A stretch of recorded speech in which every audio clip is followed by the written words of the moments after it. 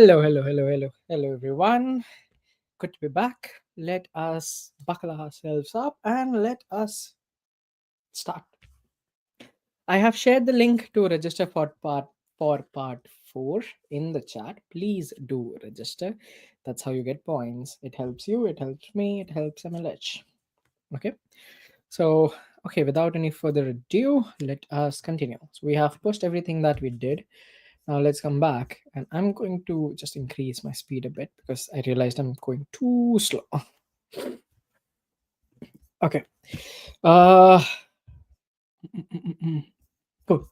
Let's start from app.tsx. So before we went on break, we saw that we added some temporary data. We got that in, and yeah, that's the UI that it looks like. Now let us get some actual data. Okay. So I am going to create a new folder. Close everything. Source, new folder inside source. We'll call it services. And inside services, my first file would be api.ts. Now this is for my REST API. Okay. So let's. Okay, cool. So for our REST API, I am going to use on the front end Axios, which is a library. We actually discussed a lot about Axios in one of my previous sessions. And I am going to import type auction item from types/auction item. Yes. And also the type bid that is exported from that file. I am going to define a const API base URL that is going to be my server backend URL, which is nothing but localhost 3000. Okay. And also it will always contain /API. Every route will be /API/something. So that is my base URL. And let me show you something cool. Creating Axios instance. Okay. So what I'm going to do is I am going to create a variable called as API, and I'm going to use Axios, and I am going to take everything that Axios provides. So using axios.create, I'll pass it something like some props that it expects, Axios expects. It needs a API base URL, and it needs some headers, and I'm going to say it is content type would always be application/JSON. Okay. So why am I doing this? Technically, you could directly use Axios. So you could do axios.get, provide it a base URL and something. You could do axios.post, axios.this, axios.that. What if you want to have multiple base URLs? Like this is one of your base URLs. Let's call this REST API. Okay. And similarly, you have REST 2 API, you have REST 3 API for some reason. Okay. Let's not get into details of it, but for some reason you are connecting to 3 different backends, so you want 3 different RESTful requests. So it would be very difficult, or at least it's not really understandable if you use axios.get everywhere. uh, so you could kind of give it your own unique name, like this is my first or REST 1 API. So everywhere you use REST 1 API now, it will be easily understandable and clickable. Oh, this is coming from this first backend. If somewhere someone sees in the code REST 3, they know automatically, oh, it's coming from the third backend. So just just an idea, basically. uh let's do const fetch all. Actually, I'll export this. So export const fetch all items. So as the name suggests, it is going to fetch everything. This would be an asynchronous operation. Why asynchronous? Because it can take time to fetch data if we have a lot of data. So I'm going to say this is an asynchronous, and the return type would be a promise. Okay, a promise is something that you can either keep a promise or you can betray someone. Okay, that's the exact idea of promises. So promise, and it will return if it does fulfill. If the promise is fulfilled, then the data that you receive back would be nothing but the auction item type. So that is what this syntax means.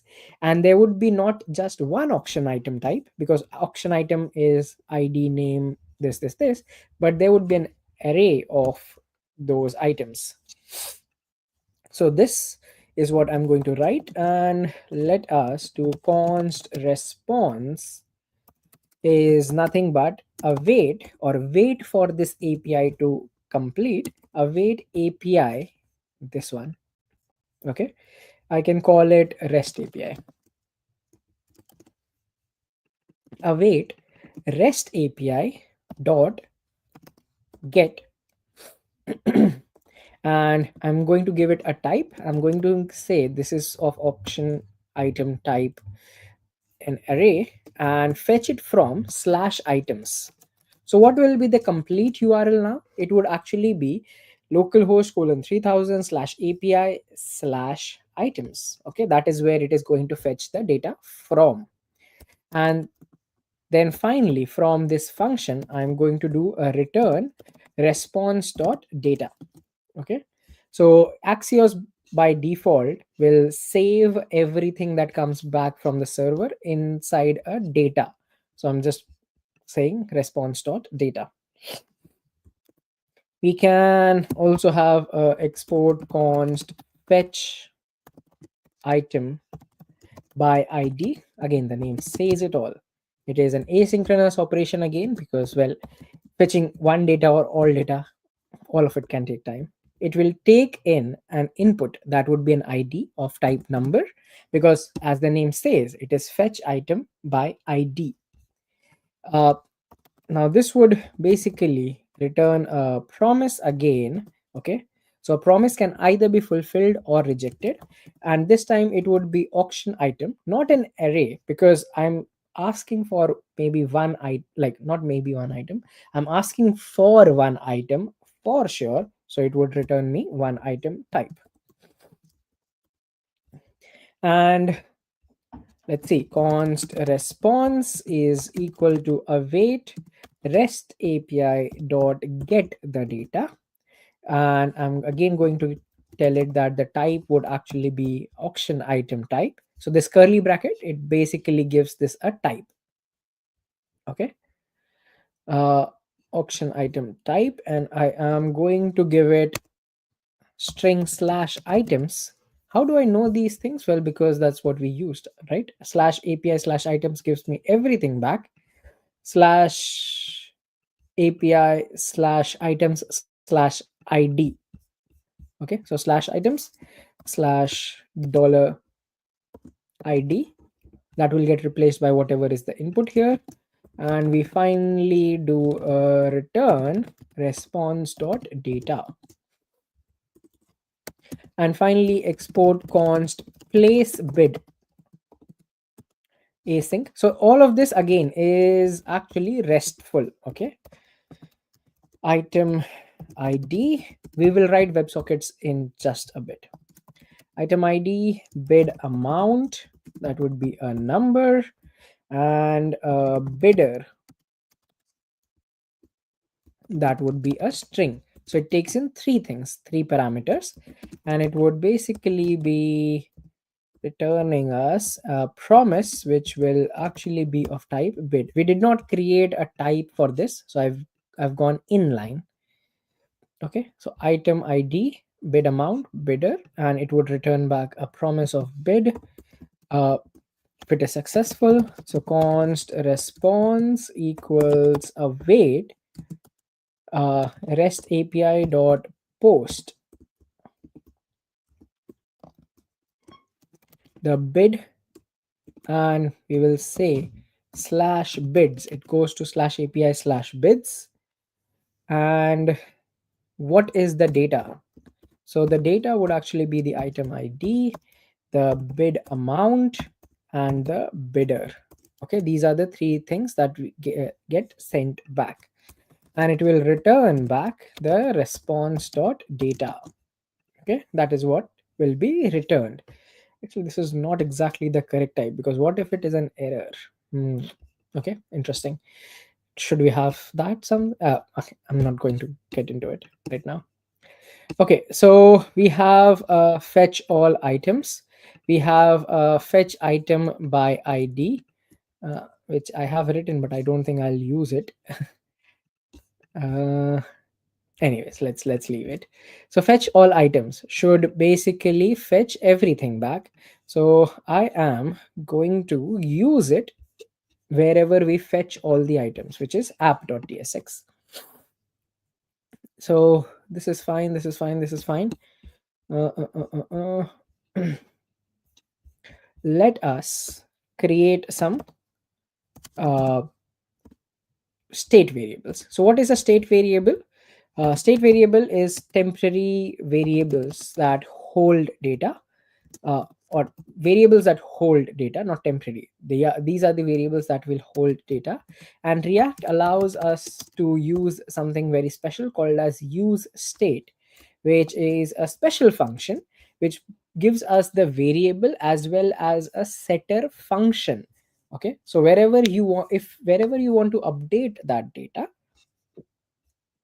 you can call the setter function, and whatever you give input to this setter function, it gets passed to this variable itself. So I'm going to say it is use state auction item,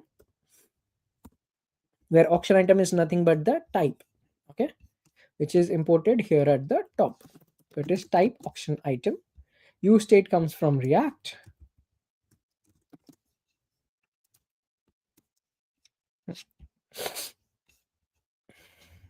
Okay, and the initial value of this would actually be empty array, because there is no item at the beginning.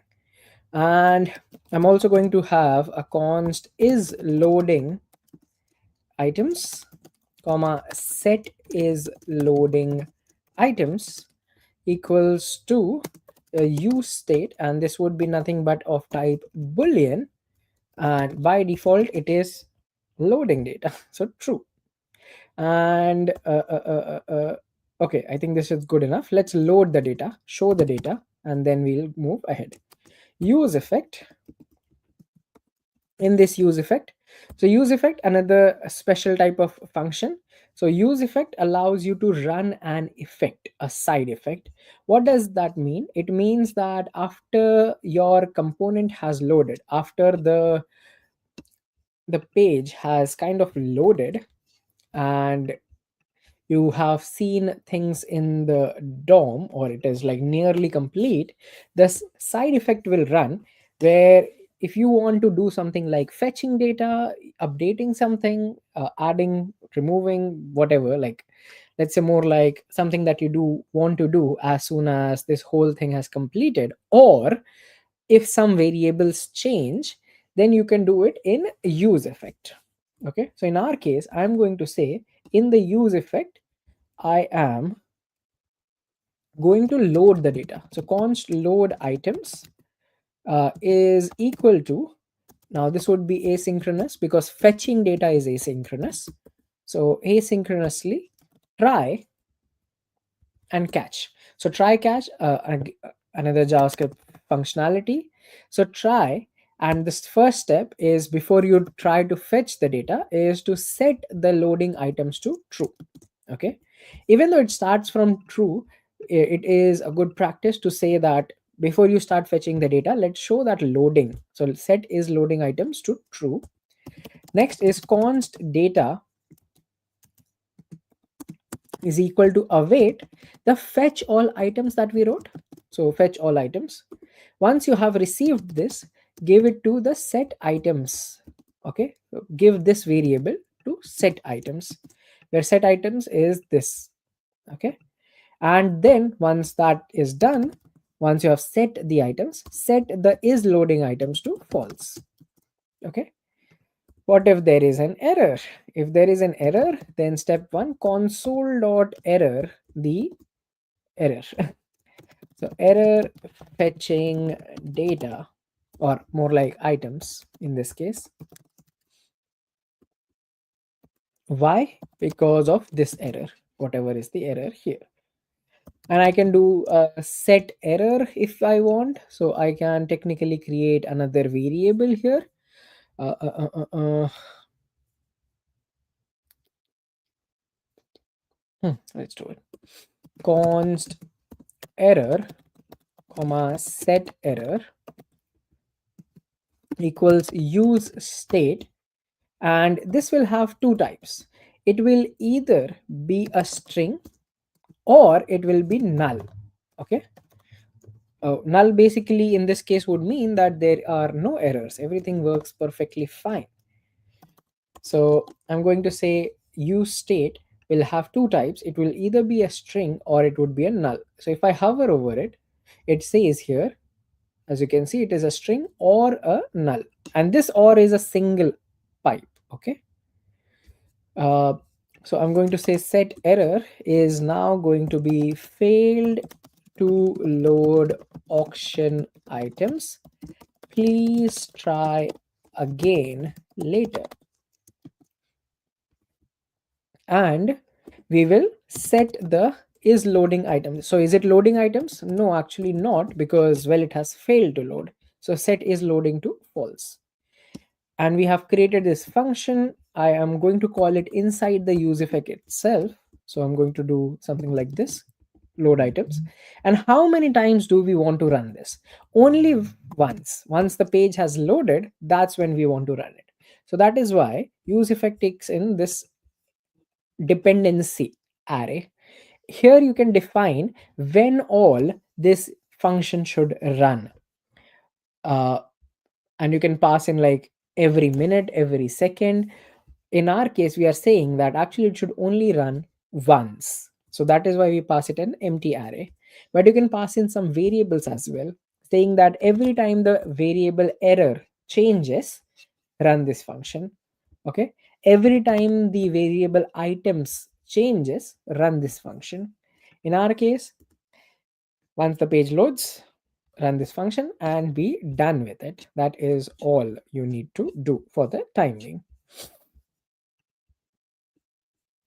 uh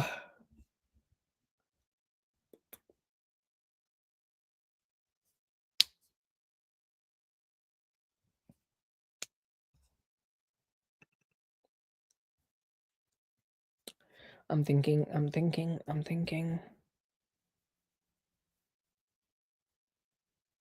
Oh, spelling mistake here. Let's use it first. Okay. So now we have the header, uh, which is fine. And after this header, uh, uh, uh, uh, let me add it here. Let me say error. If there is an error, and in this case, just add a error. I'm going to do const error content is nothing but a styled dot div, and in this div I'm going to give it a padding of 10 pixels on all sides. I'm going to say the background color is going to be something like a light red something, F8D7DA. The color itself is going to be the text color. Okay, that would be 721C24, and border radius, uh, 5 pixels, and margin bottom I am going to go for 20 pixels. So error content, let's call this error content here. So and means like running it once. So error content, and inside here, whatever is the error, that is what we will show. We are not using these two variables yet, so let us also use those two variables. So in our auction items list, I am going to remove everything for the time being. Okay. And we are going to say that items is nothing but the items that comes back from the API. Is loading is nothing but whatever is the status of the is loading items variable. The selected item is something that we need to add. So I'm going to go for one again. And for on selection of an item or on select item, we're just going to do a console.log saying clicked. Okay, so this is our auction item list. Let's go back. Let me reload. It has two things, but actually let me add one more so that you can definitely see a difference. I am going to copy paste all of this. I'm going to say this is 3. This is Raspberry Pi original R Pi 1.0. Starting bid is 50, current bid is 50, and there are 3 things now. And if I reload, there we go, 3 things. I had to reload because it's not sockets yet. Okay, and currently on clicking somewhere, it does not do anything, but there we go. 3 things coming back from the API. Now let's go back to our app.tsx because let's add the selected item ID and on select item. Okay, for selected item, what should we do for the selected item? We should have another variable that holds the details. So let me add it here. Const selected item, comma set selected item is going to be use state, and it would be of type auction item or it would be null, because you remember uh, this is not a compulsory variable for auction item list. Okay, so I'm going to say it is null. Oh, also I said that this should show an error. If I stop my server, okay, and I do a reload, fail to load auction items, please try again later. Okay, and this is the error in the console itself, but for the time being this is what we will show the user.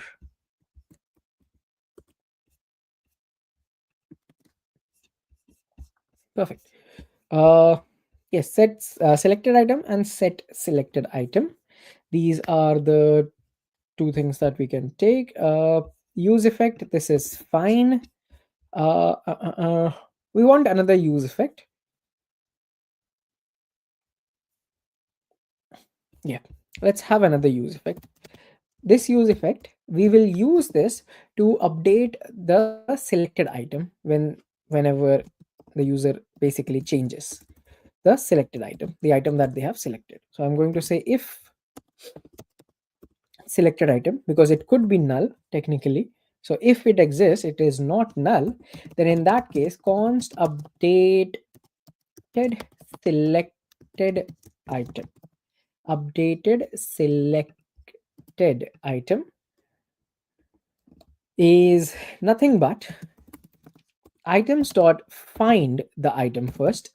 Okay, go and find the item uh, such that the item dot id, it matches the selected item dot id. Okay, how did I get this type? A hint, because selected item could be of type auction item, and auction item has an id. I am sure of that. If updated selected item, so it means that if you have found an item, then in that case set the selected item to this item. And how many times do we want to run this effect? We want to run it every time items changes, which is, if let's say there are 4 items now coming back from the server, then this needs to run again and see what is the user selecting. And secondly, it needs to update whenever the selected item changes. So if initially the first one is selected, then you go to the second one to select, then you go to third one to select. So this effect should run. And next I'm going to say const handle select item is nothing but it takes in the input as an item which is of type auction item, and it would do call the set selected item to be item. And what is this doing is handle selected item will be called, it will take in the item prop, and it will and the set selected item will now get called, and that would update the selected item. The selected item will get triggered, and it will trigger this use effect, and the use effect will check if whatever the user is clicking actually exists, and if it does, then well and good. And actually now I realize that I am doing this twice. Wait, actually, let me ignore this.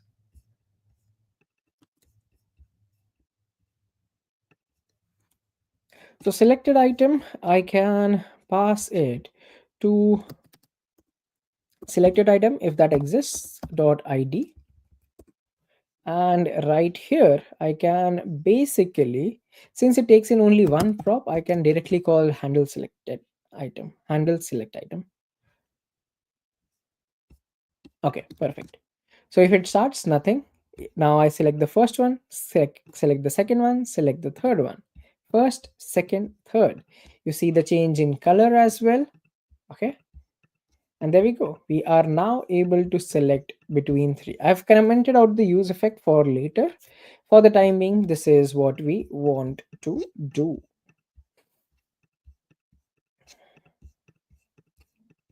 Okay, perfect. I am having too much fun playing with it.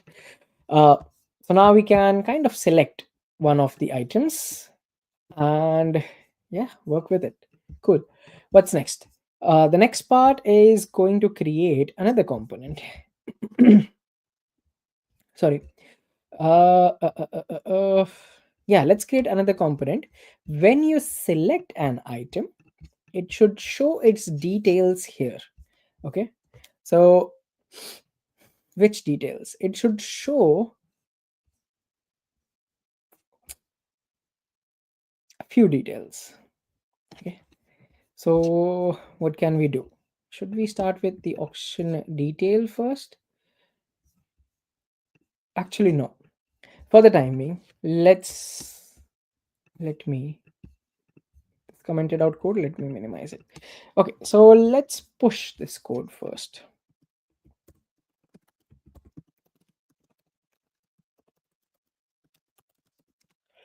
Uh, it's a feature, and we added data fetching with REST API. Git push. So you should have all the code that I have. Now let's move on. Before we move to the next bit, I think I would prefer to actually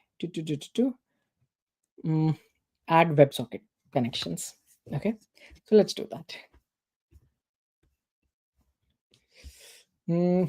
Okay, so for WebSocket, let's go back to our services where we had a REST API, and let's add a WebSocket service dot ts.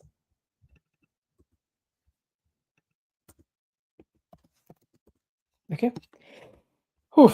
Now this one is going to be tricky. I need everyone's undivided attention because this is tricky. Okay. Why?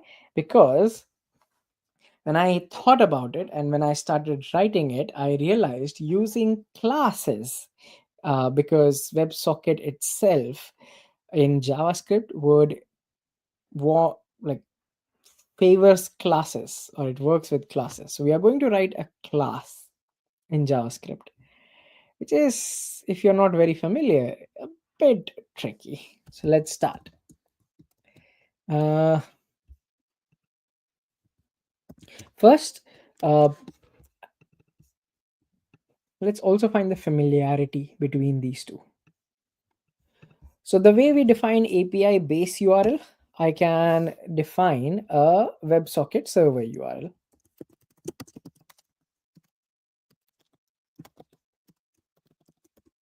And const ws URL is nothing but where is our WebSocket connecting to? It is on ws colon slash slash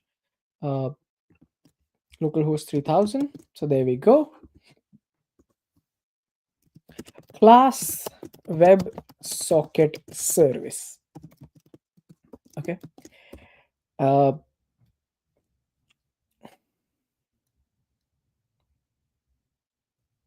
okay, cool. Please hear me out properly.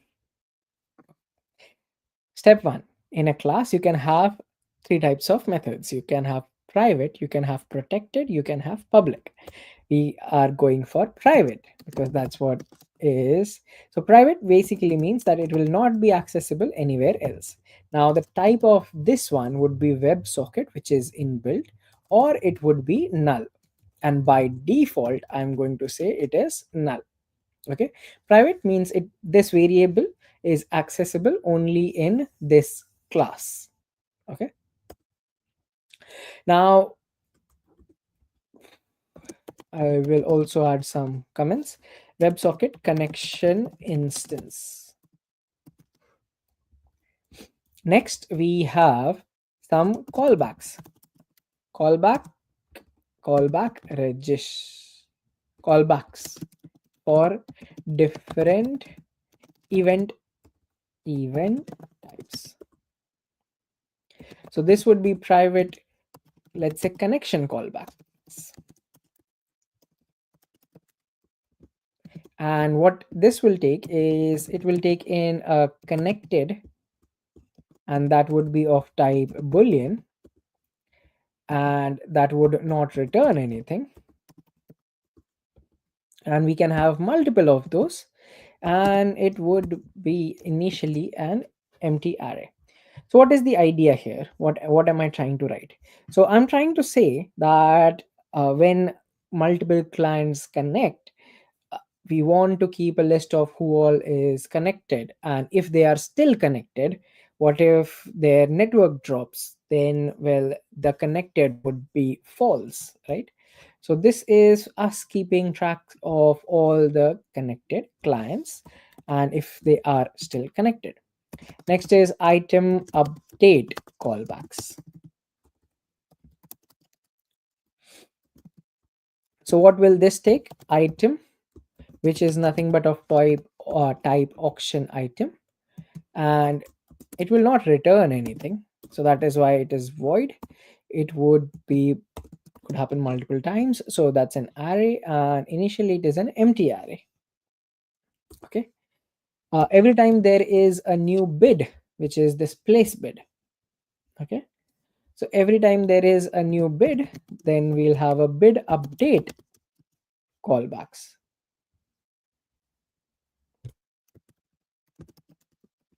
And that would take a bid which will be of type bid that we should import from types this.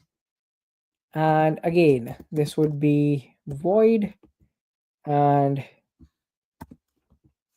an array and equals empty array. So initial value of everything is going to be an empty array. Because you are connected on the same pipe, you can have multiple data slash multiple things coming in.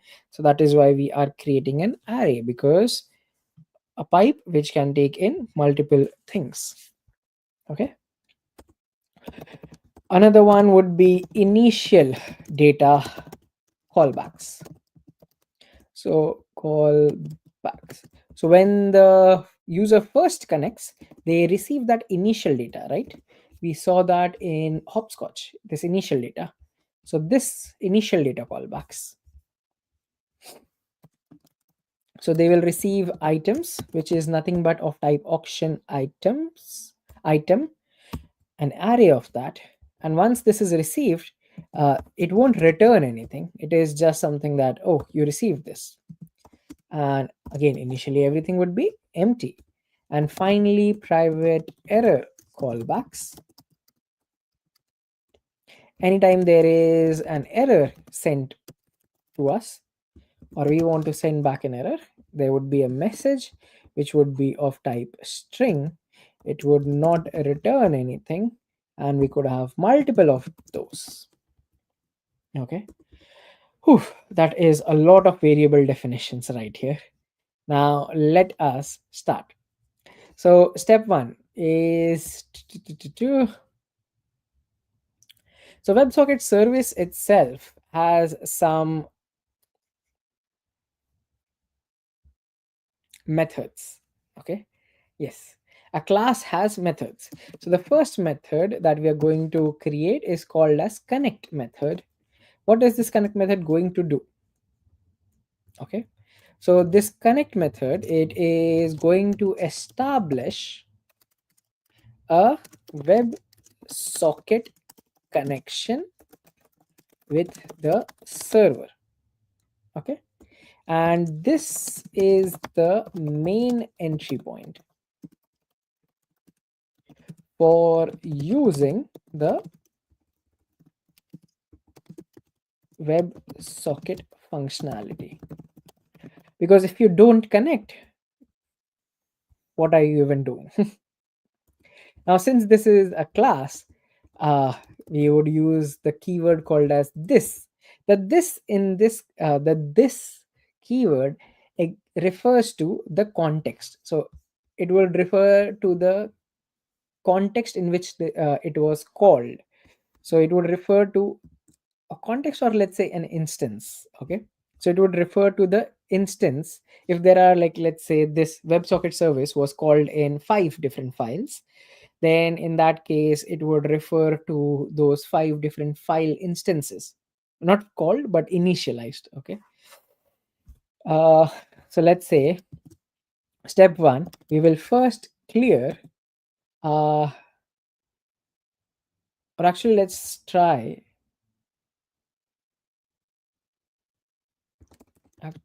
Hmm, hmm. Okay, let's do this. Don't try to connect if we are already connected or connecting.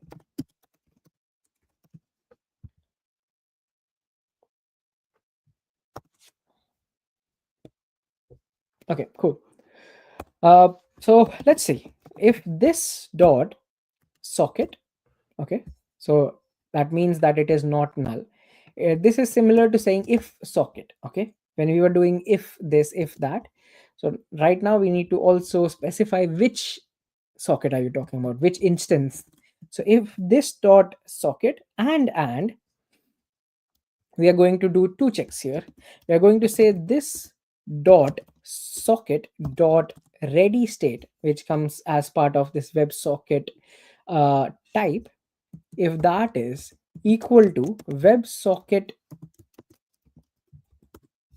type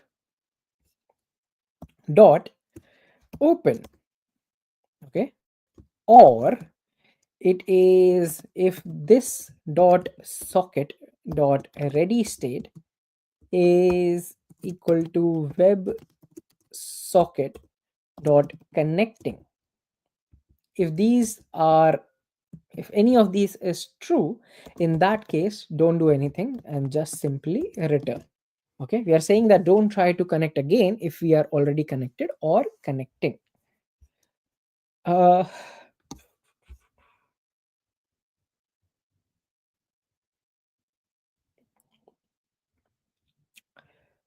Actually, let me add two more.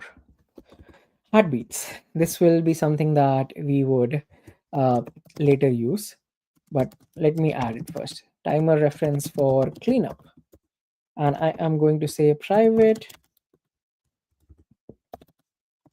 heartbeat interval. It is of type number or null, and initially it is null. Private reconnect timeout, it would be again of type number or null, and I am saying that it is initially null. And private intentional closure, it is false. Okay, it is boolean by default. Now it would be understandable that this is boolean. So what is this? What are these things? So heartbeat is to keep a socket alive. So you have this pipe that was created to pass the data back and forth. Now when you have this, and if you don't send the data for some time, it will automatically close. Okay, your browser will be like, cut the connection. How can I keep something alive? Then we need to keep passing some sort of data so that the browser thinks, oh, this communication is still happening, let me not cut it or chop off the pipe. And that's where the heartbeat comes in. Now there is a very standard pattern for it. It is called as the ping pong pattern. The the client, or the front end in this case, will send a message saying ping, and the server will respond back with pong. Okay, in our case we'll send heartbeat and we'll receive heartbeat for the time being, but you could technically send anything. You can just say hey, server responds with hello. You can keep doing it every 5 seconds, so that the network thinks, the browser thinks that, oh, there is some communication going on, let me not cut this connection. And even the server actually thinks that, oh, this socket is open and it is sending me data, let me not close this connection. Okay, so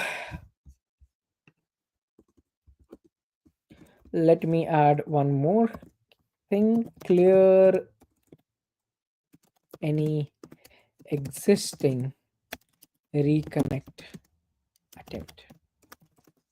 Okay, so if this dot reconnect timeout, then in that case window dot clear timeout, this dot reconnect timeout, and this dot reconnect timeout is null.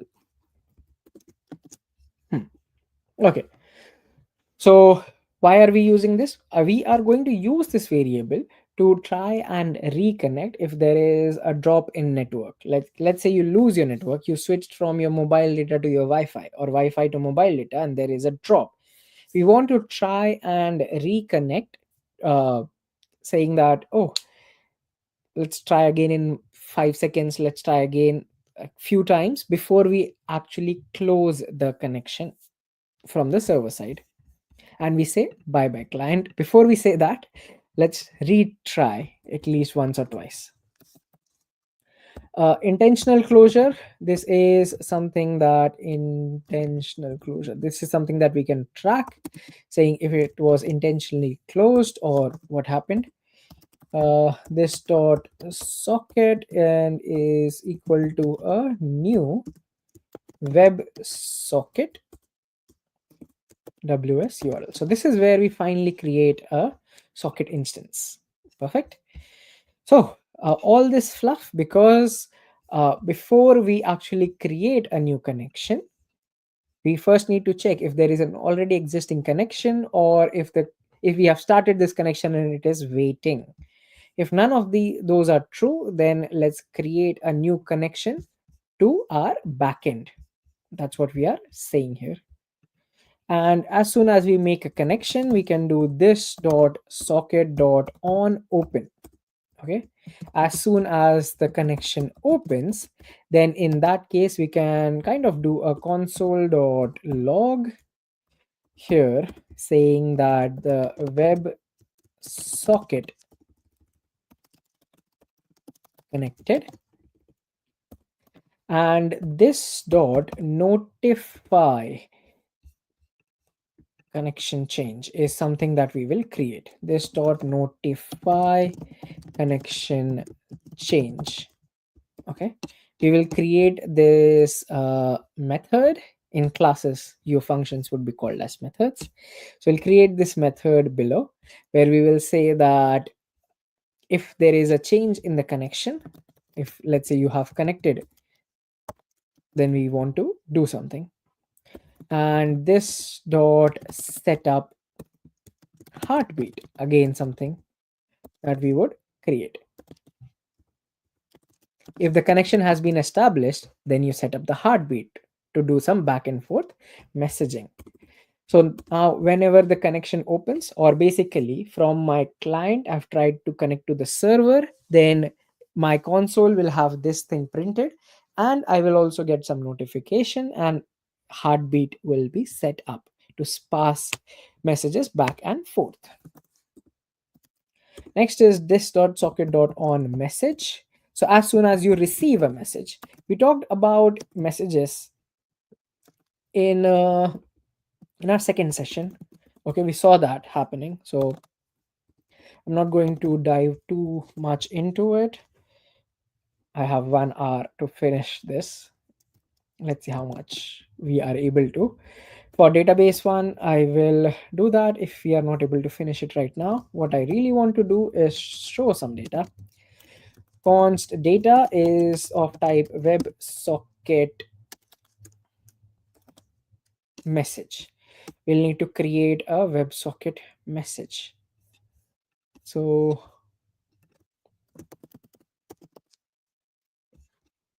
let us go over to our types, and after this one, let us create a WebSocket message. I'm going to say export interface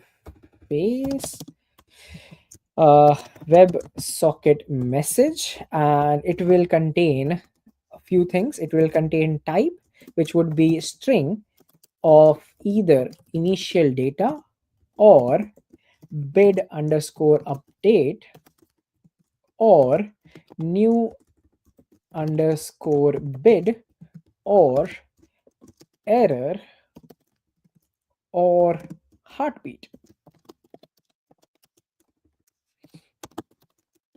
Okay, these are the things it will have. It can have items, which would be nothing but the auction item type, an array of that, a single item that would be nothing, again, optional, because it's quite possible that you don't send back anything. Why? Because you are sending back heartbeat, right? So that is why all of these things are optional. So bid is optional as well, because it's quite possible that you're not sending back bid because you are sending back heartbeat. And string, so these are the things that will go in. So this will be for error message. For a bid update, whenever a bid update happens, this will be for a single auction item update, and this is for the initial data that comes back. And these are the types that our server understands, and that is why I created this. Okay, how do I know that my server understands? Well, because I created it, but also because you can see it. There is this type bid update, there is type error, there is type error again, there is type initial data. We have not set up heartbeat yet, but we'll do that. We also don't do we have new bid? Yeah, new bid. Okay, cool. So WebSocket message, let us import this one right here. And what would be the initial for this? It is, since our backend sends us json.stringify data, I am going to do a json.parse on the data itself. Okay, so this is my data, and if the data dot type, because our WebSocket message can have data type, and if that is actually equal to heartbeat, in that case, don't do anything, just return. Okay, this is basically our way of silently acknowledging that a heartbeat was given, like heartbeat happened. Now we can create a switch statement saying that between the different data types, what should you do if you get this data type, if you get that data type, blah blah blah. Okay, so depending on the different data types, we can have a switch statement. Let me do a switch on data.type, and I did that. And oops, why am I writing it again? Case. If the case is initial data, okay, so initial data sends us the whole bunch of data, right? So in that case, take the data dot items and this dot initial data callbacks, the array that we had on the top, dot for each callback such that callback takes in the data dot items. Okay, now it will complain saying that you said items could be undefined. What are you doing? Are you saying it is defined now? So we could technically see that, not see that, we could const items equals data dot items, and I can use that items here. Okay, so that error goes away. So it is now type auction items. Perfect. So if data dot items, then in that case, take assign it to this variable and pass it here. uh Anything else that needs to be done in this case? Actually, no. So break. So that's our first case done. What about if the case is receiving a bid update? What if you receive a bid update? What happens then? So in that case, we can say if data dot item. Okay, so then in that case, const item equals, let's say, data dot item, and this dot item update callbacks dot for each callback, such that callback with the item. Yes. Okay, so we are basically saying that if you receive a bid update, then in that case the item update callbacks will be called, and you pass this item to that one, to that array that we have created on the top here, empty array. Okay, add it to that. And similarly, if the data dot bid exists, because there is a bid update, const bid is nothing but data dot bid, and in this case this dot bid update callbacks dot for each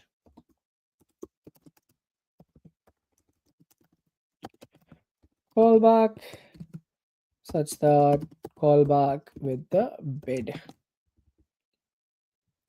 And let's break out. So our bid update is also done, and I think for the time being there is only an error left. We are,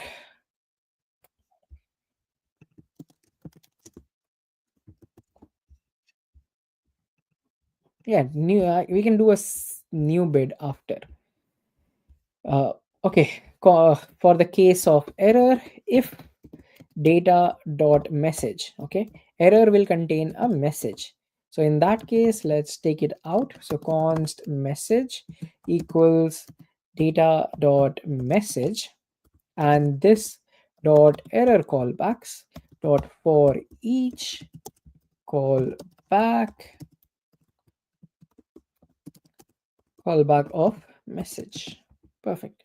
And we can break out of this. And that is a try and catch. In the catch, we can just do a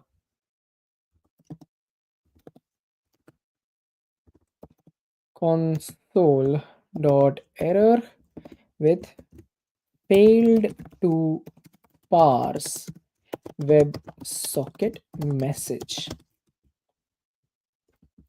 and also print out the error.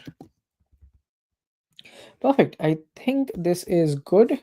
Now after this one, so that we are still inside our connect technically. Okay, so once we have connected, we are doing a bunch of things.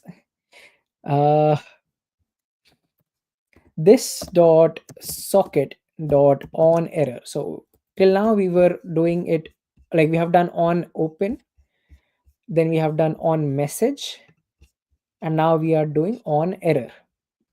If there is an error,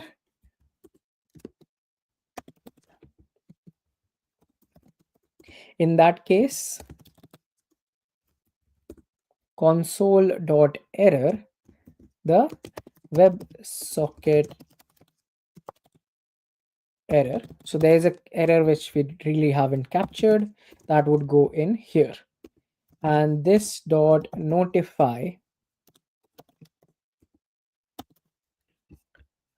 what was it,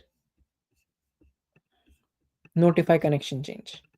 So this dot notify connection change to false. Okay, we don't want to notify because there is a WebSocket error. Hmm.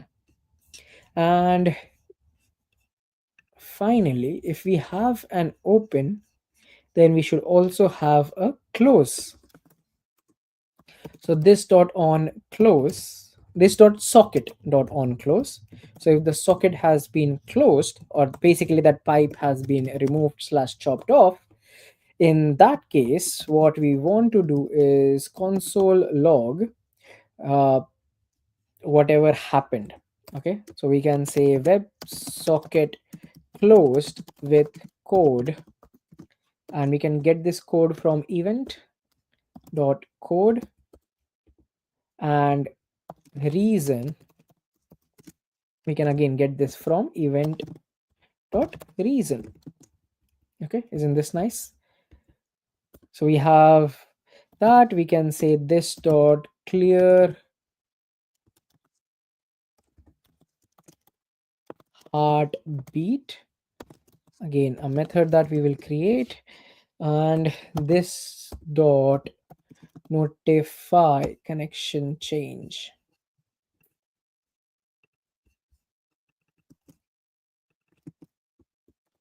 and we can set it to false. We don't want to notify.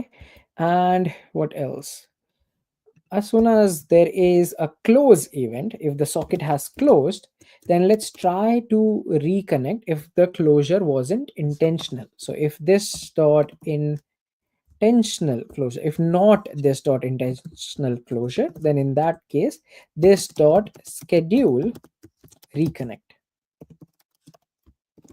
Okay.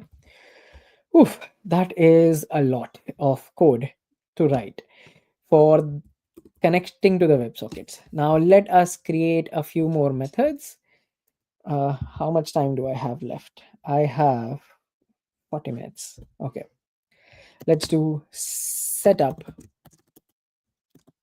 heartbeat. So setup heartbeat, this dot, actually, let me first define everything because I don't really like when it does not give me clear heartbeat.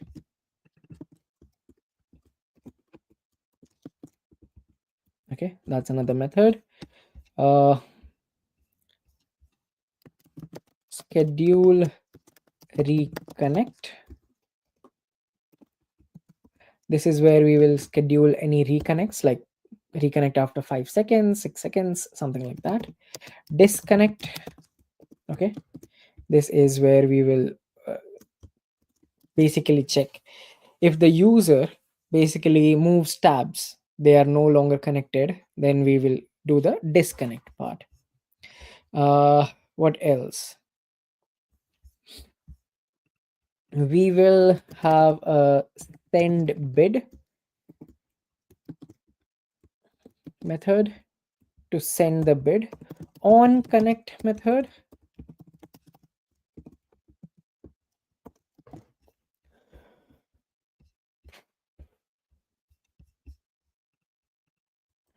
we'll need a notify connection change method. We will need an on item update method. We will need on bid update.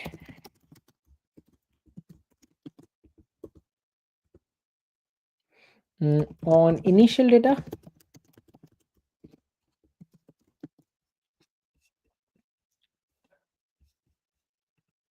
on error,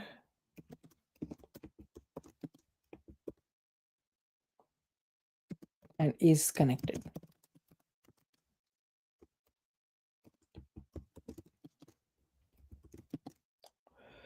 Okay, I think this should be good, and we can have a const web socket service. This is equivalent to creating that const rest API equals to is equal to new web socket service, basically initializing our class. And let's export this. So export default web socket service. Oof, that is a lot. Okay, let's write them down quickly. So let's start with the setup heartbeat. So setup heartbeat, it will first do this dot clear heartbeat. Okay, so clear out any heartbeats that already exist. And this dot heartbeat interval, okay, that is nothing but we can basically say that on the window method we can do a set interval. So set interval basically says that you do this again after whatever interval time you are telling it. So we can say like heartbeat interval could be every 5 seconds send a heartbeat. So that's what it will do. It will send the first heartbeat and then wait for 5 seconds and then send another heartbeat. So now we will say like if this dot socket basically it is connected, like otherwise why are you even sending heartbeat?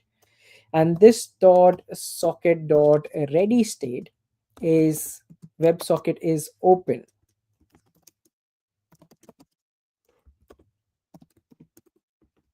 If this is the case, then let's do a try catch.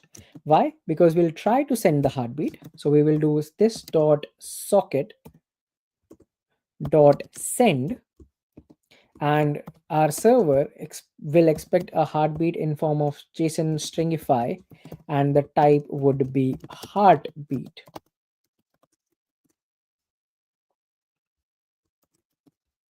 Okay, so this is what we will send, and to catch any error we can basically, actually I am going to do a error saying console error failed to send heartbeat and print out the error, and this dot notify connection change false, and this dot schedule reconnect will be called. Okay, so if this is the case, else it means that the socket is not connected. In that case, check if the connection is down and we'll schedule a reconnect. So I am going to just quickly write that, and we can define a variable here. So let me go all the way to the top where we have one constant, and let me define const heartbeat underscore interval, and that is initially 30 seconds between messages, or actually let's do it 5 seconds for the time being, and const reconnect interval, because we'll use this reconnect interval to basically try a reconnection. I'm going for 3 seconds in this case. Okay, so every 5 seconds we'll send a heartbeat, uh, checking that, oh, are you connected? Sorry, give me 1 second, my battery is about to die.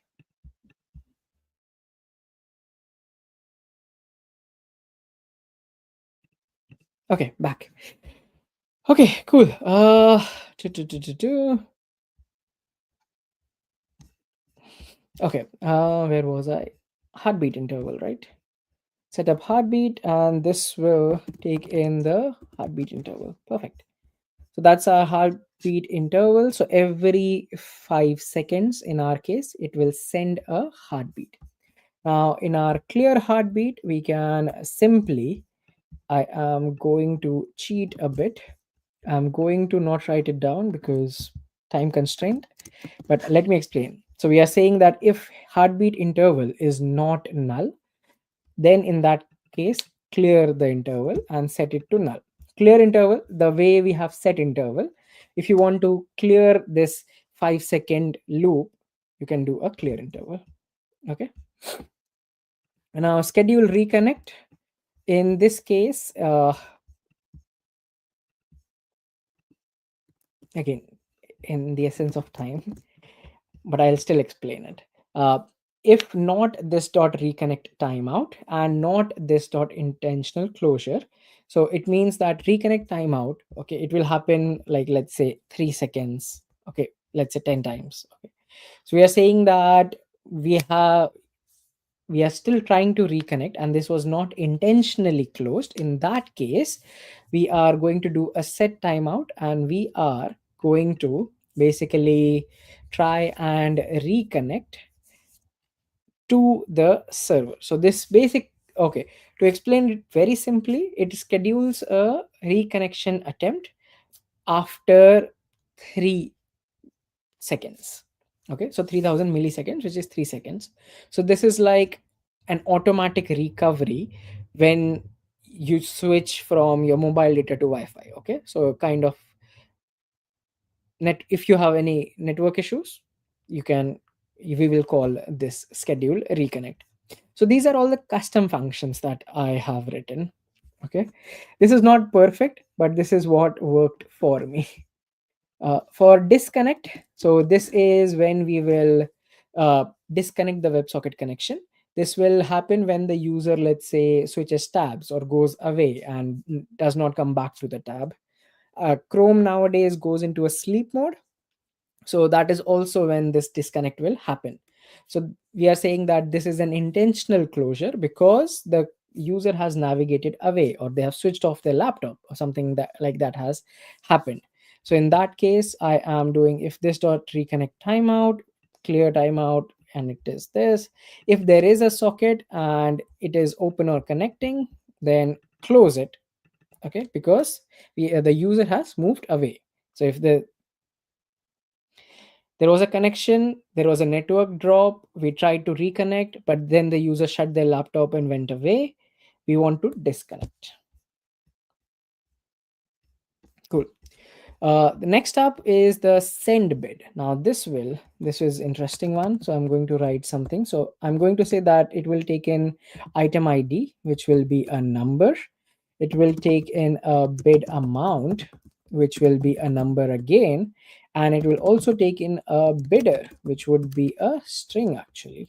Now, once it has received all of this data, let me add some code and explain it. So we are saying that if there is a socket connection and the socket is open, then in that case, send this data with type new bid, the item ID, bid amount, and bidder details. Else, say that there is no connection, unable to, like WebSocket is not connected, unable to send this bid. Okay. Next is the on connect. Okay, cool. So we will say callback and it will be connected, which is a boolean, and it returns void. Cool. And we will say this dot connection callbacks dot push. It will be callback. Okay, so we are saying that over the top array that we have, in that one we are basically adding that.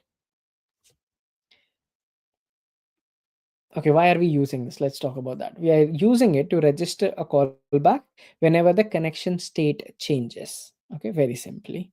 And yeah, it will receive a variable input, a boolean in this case, indicating what is the connection status. Is it connected? Is it not connected? Okay, so that's what it is doing. And let me, in essence of time, just add if this dot socket, if const is connected, is this dot socket dot ready state is open, WebSocket dot open. So we are saying that if we already know the status, then we can call the callback immediately. Okay, so that means that if there is a socket connection, in that case, just call the callback and say, oh yeah, I'm connected.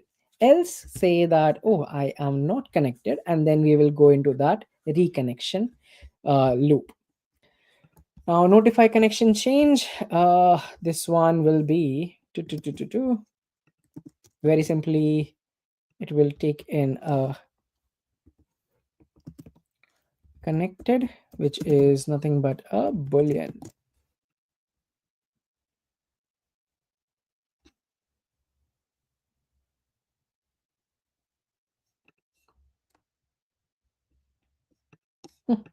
I am not fixing that right now. Cons on item update, we can give it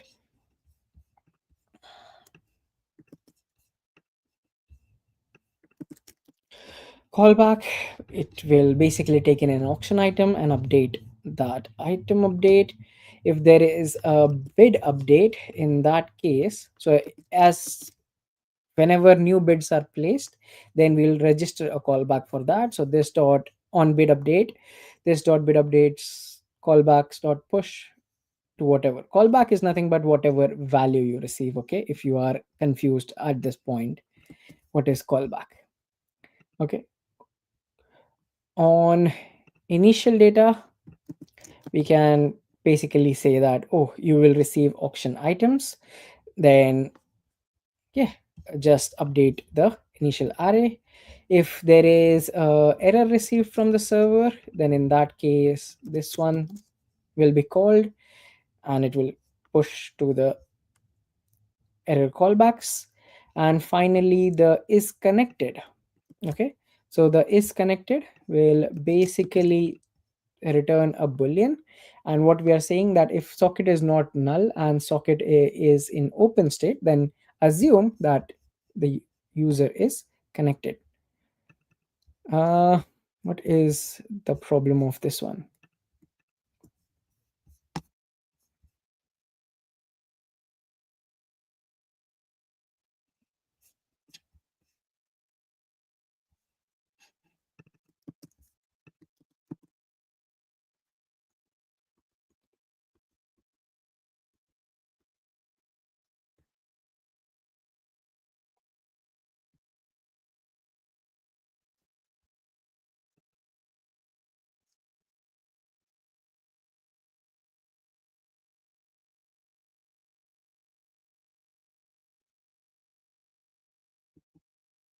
Oh, spelling mistake.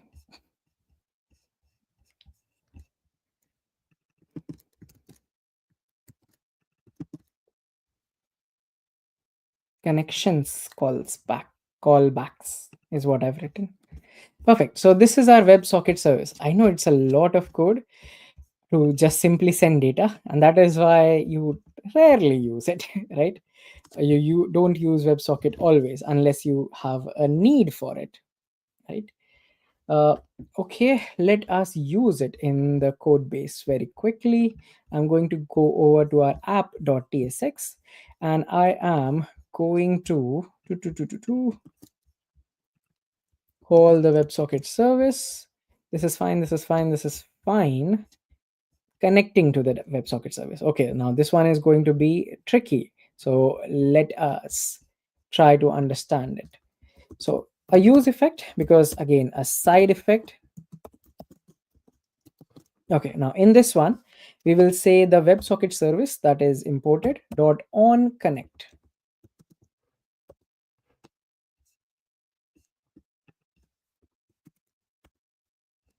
My bad. Yes, WebSocket service dot on connect. So these are all the methods that we have. So in this case, we will say if connected. Okay, in that case, let us create a variable saying const is connected, comma set is connected, equals to use state. Let's start with false.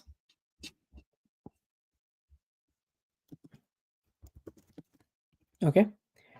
Uh, uh, uh, uh, Okay, cool. So we are saying that WebSocket service dot on connect. So as soon as you connect, in that case, what I want you to do is set is connected to the whatever is the, oh, let's call it connected. whatever is the connected variable. Cool. If not connected, then we can call the set error saying WebSocket connection lost, attempting to reconnect, dot dot dot. Else, if this is true, then set the error to null. Okay, so there is no error to show. Perfect. So this is our first bit. The next bit is when initial data is received from the WebSocket service. No. So WebSocket service dot on initial data. In that case, set items to be items. If not selected item and items dot length is greater than 0, then by default set the 0th item as the selected item. Okay, that's all this whole code means. Next one is whenever an item updates. Okay, so WebSocket service dot on item update. It will take in the updated item,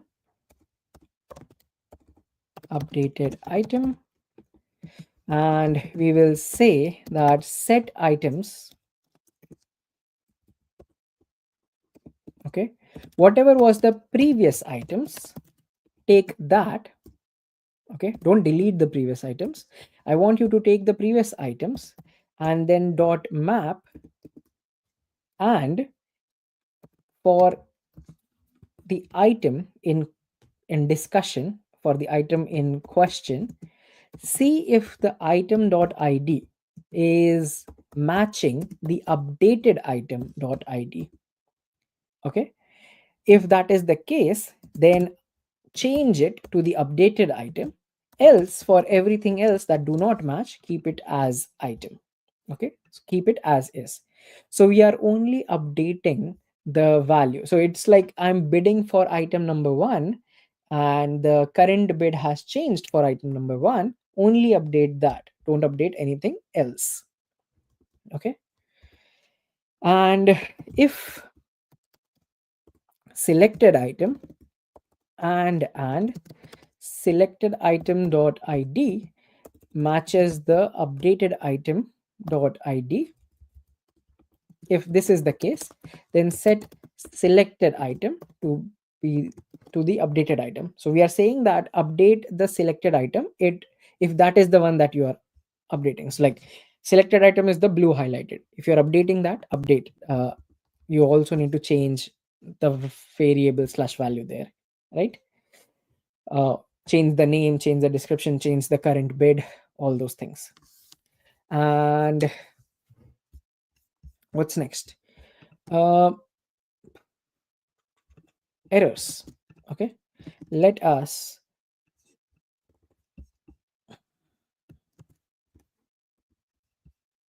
handle errors.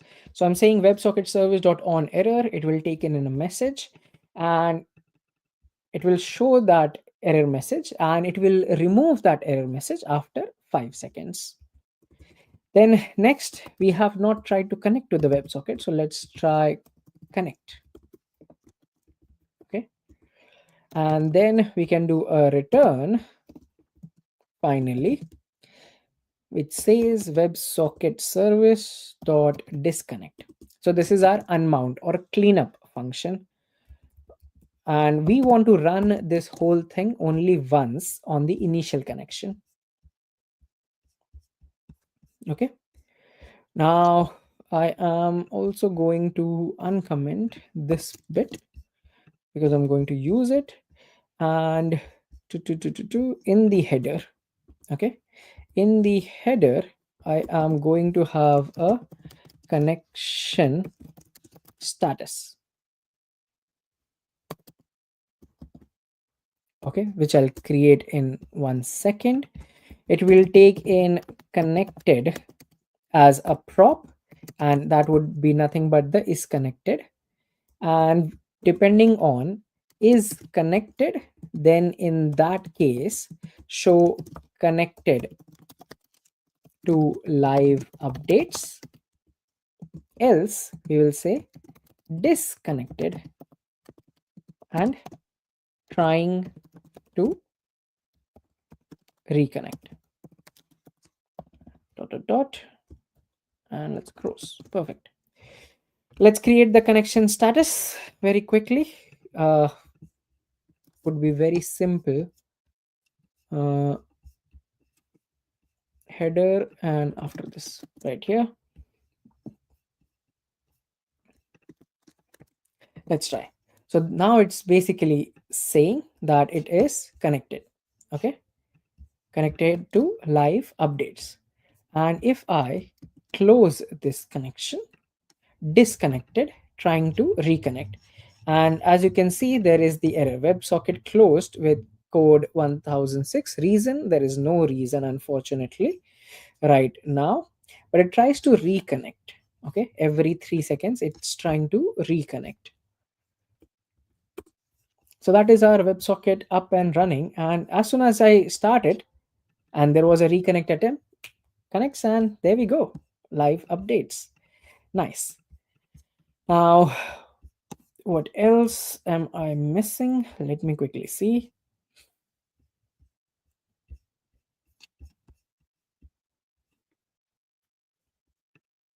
Actually, right here,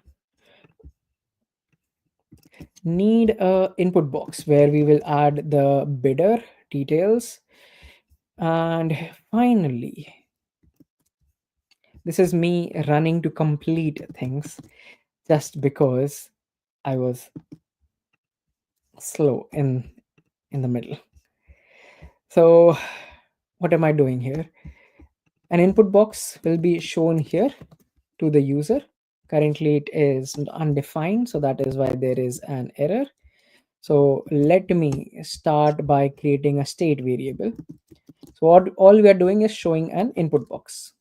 Okay, right up here. uh, Handle bidder name change, that would be something where whatever you type inside the input box, that is what will be shown. Perfect. So all of this is done, and what am I missing? The auction detail. Let me, this is not created. Let me create a component called as auction detail.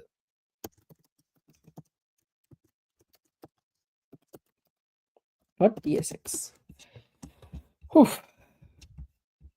Auction detail.tsx. Now in this case, this will be a very, very big one, but let me try. Okay, so this is where it will show all the auctions that have been created / connected. So let me, at least for the styles, let me copy paste all the styles.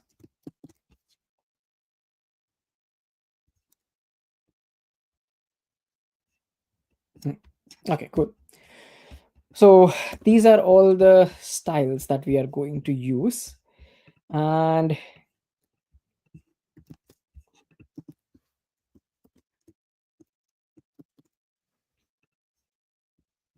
okay, cool. So our auction detail, it will take in the item, the bidder name, and is the WebSocket connected. Depending on these three or four things, these three things, we will make some decision.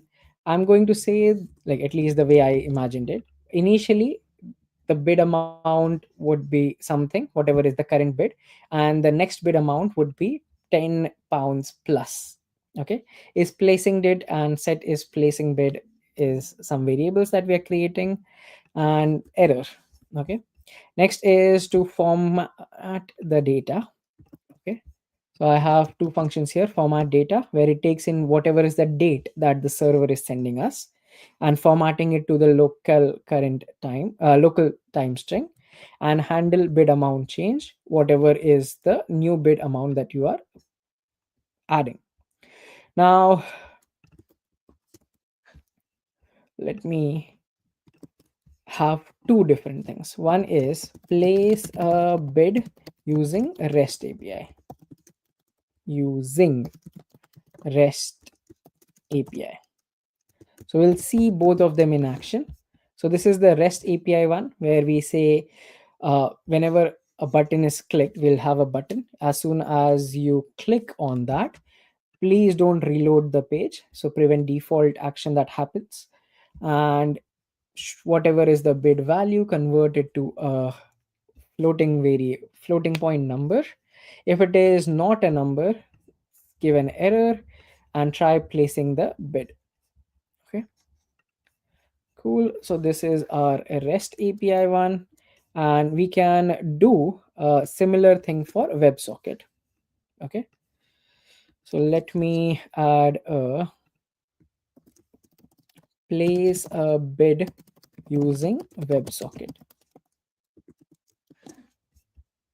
Perfect. So there is another function which is doing the exact same thing, but it is now going to place it using WebSocket. And let me, for the time being, let me add everything.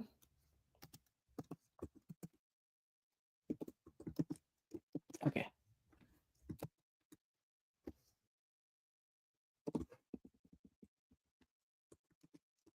perfect. So this is our auction detail component, and I just need to do a export default auction detail. Perfect.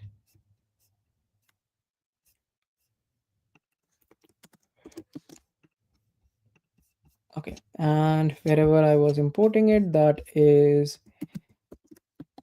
done. I think this is done actually. Let's see it in action. Yeah. So this is our vintage watch. Okay, we have set the initial name as anonymous.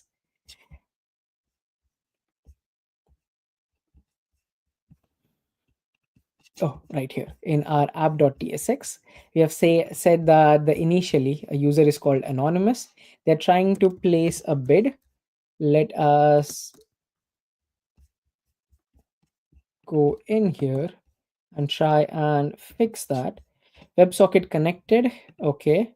A tech.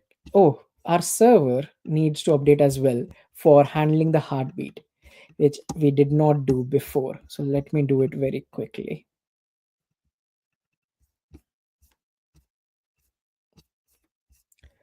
So this is fine. This is fine. WebSocket is fine.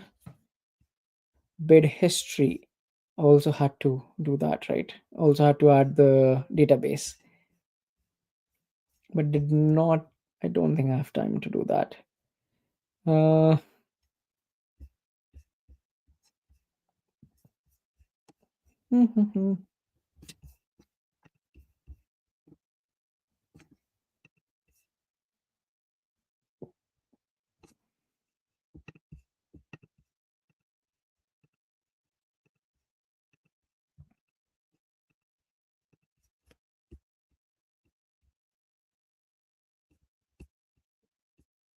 Give me 1 second. I am.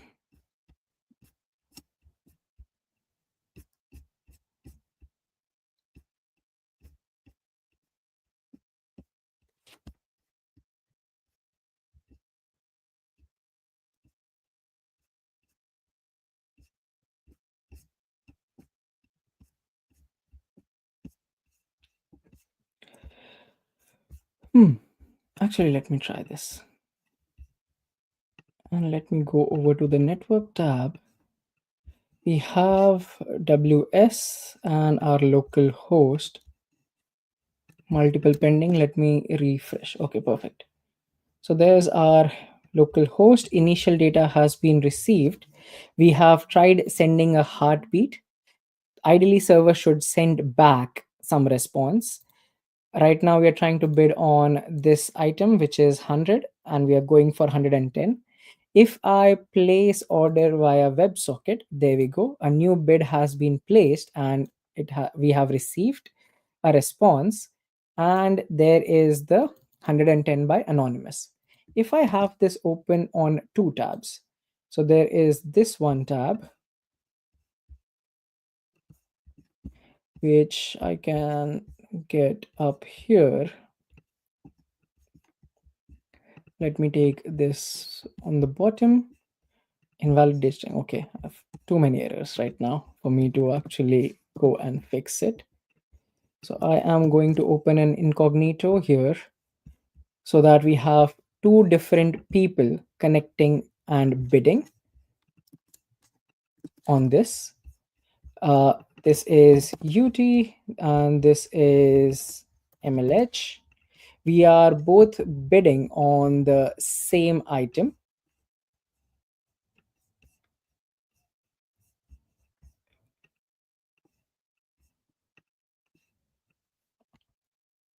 Oof, Godspeed. Okay, now I try to place a bid via WebSocket UT, and as you can see, it actually shows it up very quickly. MLH tries to place a bid and it says it must be higher, so 130, let's say, and I place a bid, it shows up right here. Okay, I try to go for 150, then place a bid, shows up right here. So there is a WebSocket connection which is going on, and it quickly uh, broadcasts this message to everyone out. Okay, a few errors here which need to fix basically before I push this, but ideally this is what I wanted to show. Now if I place this via REST API, okay, I have placed a new bid via REST API which I'm not actually capturing for some reason. Interesting. I'll have to check again. But anyways, if I place it, this would technically not, like, it will trigger a use effect which should fetch the data. But with this one, okay, as soon as I start, oh wait, let me refresh. Let me place a bid via a REST API, and there we go, 200. Place via REST does not go ahead. Place via REST does 240. Okay, definitely not capturing the REST A1 right now, but definitely if I try this one, there we go, anonymous, and this one should be, oh, as soon as you refresh, of course, the name changed. No wonder I was like, what? MLH.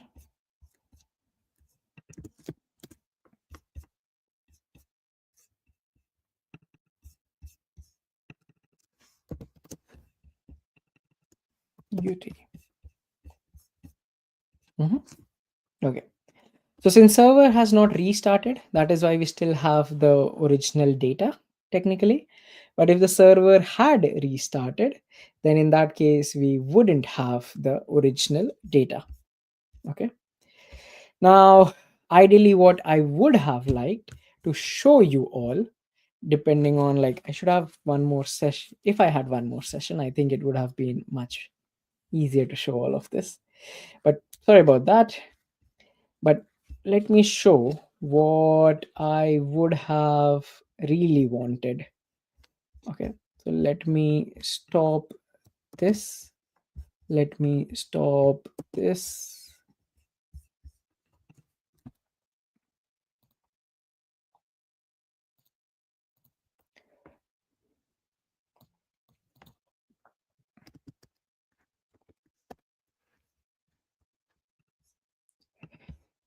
I have 10 minutes. Okay, that is fine. I can show what I would have ideally wanted to build, or what I'm going to push to GitHub after this. Uh, npm run dev, npm run dev. Okay, perfect. So there is our auction platform. Okay, this is what I would have ideally wanted to show you all.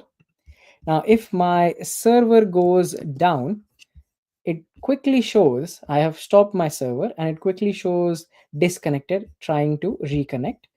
If I do an inspect and I go over to my network tab, okay, you can see that there is this finished. It's trying to connect, but it cannot. It is unable to. Let me get my server back up, and there we go. It has connected and the initial data has been received. Okay, on both sides, it has connected. Now I try to place a bid via WebSocket, and there is my bid. Okay, shown to, oh, I should also change the name. So MLH UT. I place a bid, it should be higher than 200.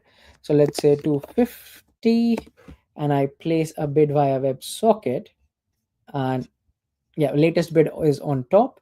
And you can see that there is this bid update that has been received. Okay. Also, whenever I send heartbeat, the server sends back. This is the down arrow. So server sends back heartbeat. Uh, Currently, let me, I don't really remember. I think I tried, oh yeah, there we go. So this was 2150 46 and 30 seconds, yeah, I think. So every 30 seconds there is this heartbeat to keep the connection open.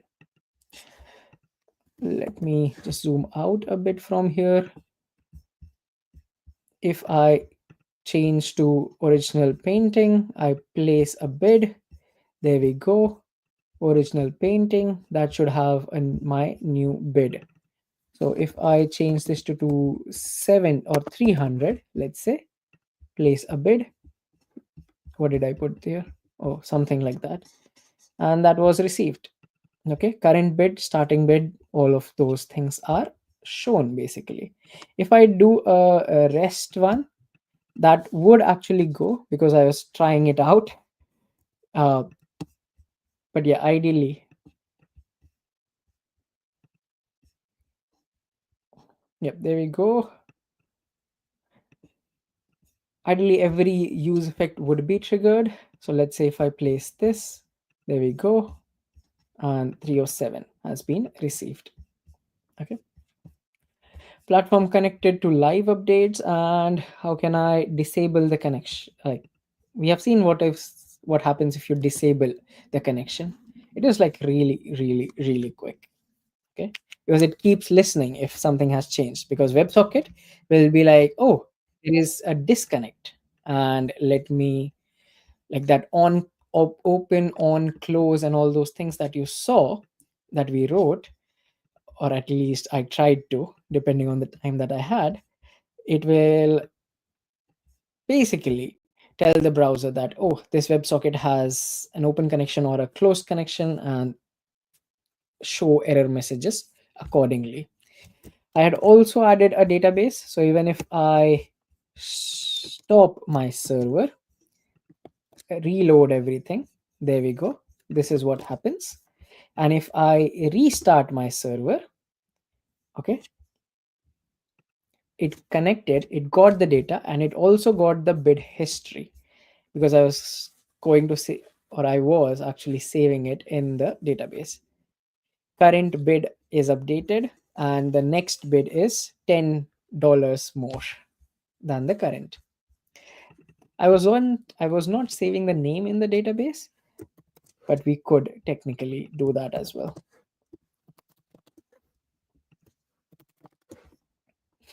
I don't know, something. Okay, so that is actually everything that I have for you all for the time being. I know it was rushed a bit towards the end, but keep an eye on the GitHub. I will update and send the code. I'll add more comments in the code so that it's easy to understand. And once you have understood it, if you want to raise PRs to fix something, please do. Okay, I would really request that. And now, finally, before I leave, once again, let me ask for feedback. Hopefully, I don't get really bad feedback just because I rushed.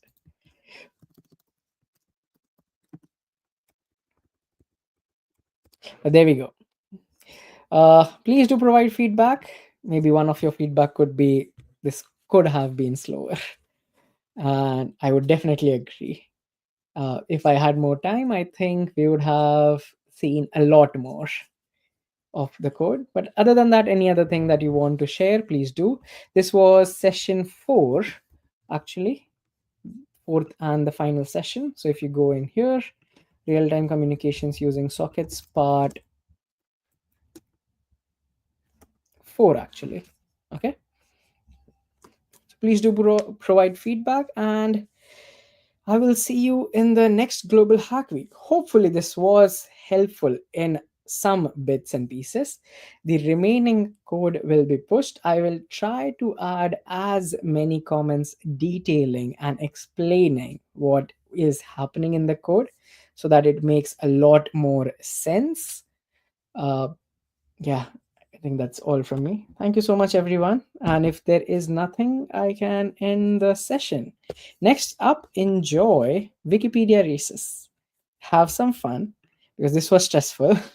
Have some fun and yeah, just relax, enjoy, and enjoy Global Hack Week.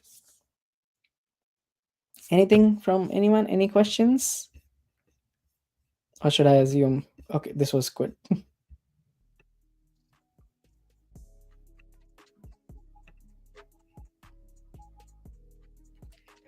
Going to take the silence as golden.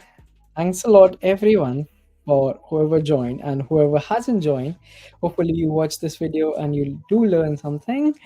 Uh, Once again, I would say that you can find all the code right here.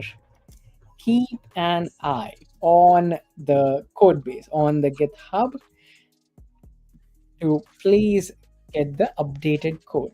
I will push it maybe tomorrow with adding more comments, explaining in whatever way I can about what does this piece of code do. Maybe add links to any blogs, any tutorials, any documentation so that it's helpful. Okay, cool. Thank you so much, everyone, and have a nice morning, afternoon, evening, night. And I will see you in the next Global Hack Week, where I am actually planning to revamp color palette generator. Okay, so there won't be any preparation for this. You can actually visit and see this project uh, of what it does and how it does. And in the open source week, I am going to revamp it.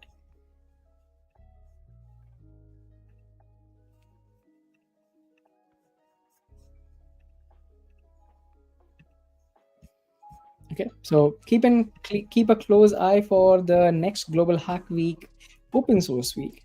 Okay, where we will rebuild this whole thing. Okay, all it does is it allows you to have different color sets, and you can download it in any format, and you can add it more. Okay, cool. Thank you so much, everyone. Enjoy Wikipedia races. Have a nice time. And I will see you in the next Global Hack Week. Cheers. Bye.